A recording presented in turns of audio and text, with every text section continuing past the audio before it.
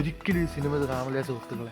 Hello guys, കാർത്തിക്കാണ്. ഞങ്ങളൊന്നൊരു സിനിമ കാണാൻ ഇറങ്ങിയതാണ് ഗൈസ്. പോകുന്ന വഴിക്ക് ഒരു ഷേക്ക് കുടിക്കാൻ ആഗ്രഹം തോന്നി ഞങ്ങൾ ഇവിടെ നിന്ന് ഓരോ ഷേക്ക് വാങ്ങി കുടിച്ചുകൊണ്ടാണ് പോയത്. ഞങ്ങൾ വന്ന തിയേറ്റർ ഗ്രീൻഫീൽഡ് സ്റ്റേഡിയത്തിനകത്തുള്ള മൂവി മാച്ചിലാണ്. ഇവിടെ കയറി ചെല്ലുമ്പോൾ തന്നെ എന്നെ ഏറ്റവും കൂടുതൽ അട്രാക്ട് ചെയ്തത് ഇതാണ് ഗൈസ്, നമ്മളെ ലെജൻസിന്റെ ഫോട്ടോ.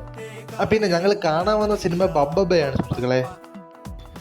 ഇന്നലെ ബാലൻസ് വീഡിയോ എടുക്കാൻ പറ്റില്ല, കാരണം ഫോൺ ഓഫായി പോയായിരുന്നു. രാത്രി 1:30 മണിയായി സിനിമ ആയിട്ട് വന്നപ്പോൾ അത് രാവിലെ എഴിച്ചോണ്ടാണ് ഈ വീഡിയോ ചെയ്യുന്നത്. ഈ സിനിമയെ പറ്റി പറയുകയാണെങ്കിൽ പേഴ്സണലി എനിക്ക് ഭയങ്കരമായിട്ട് ഇഷ്ടപ്പെട്ട സിനിമയുണ്ട്. ഇപ്പം കുറച്ച് നെഗറ്റീവ് കമൻറ്റുകളൊക്കെ ഇറങ്ങുന്നുണ്ട്, എന്തുകൊണ്ടാണെന്ന് അറിയത്തില്ല. കാരണം തുടക്കം മുതൽ അവസാനം വരെ എനിക്ക് പേഴ്സണലി ഫുൾ എൻ്റർടൈൻമെൻ്റ് ആയിട്ടാണ് തോന്നിയത്. അതിൽ കൊടുത്തിരിക്കുന്ന ഈച്ച് ആൻഡ് എവരി ആക്ടേഴ്സിനെയും എല്ലാവരെയും ട്രോളിക്കൊണ്ടൊക്കെ തന്നെയാണ്. അപ്പം ഒരു കിളിലം വൈബായിട്ടൊക്കെ തന്നെയാണ് സിനിമ ചെയ്തേക്കുന്നത്. പിന്നെ സിനിമ ബഹിഷ്കരിക്കാൻ നടക്കുന്നവർ ഒരിക്കലും ഈ സിനിമ കാണില്ല സുഹൃത്തുക്കളെ. കാരണം അറിയാതെ കൈയടിച്ച് പോകും ചില സീൻസ് കാണുമ്പോൾ. ദിലീപൻ്റെ ഒരു കംബാക്ക് മൊമെൻ്റ് ആയിട്ടാണ് എനിക്ക് തോന്നിയത്. ഫസ്റ്റ് ഹാഫ് ഫുള്ളും പുള്ളിക്കാരനാണ്.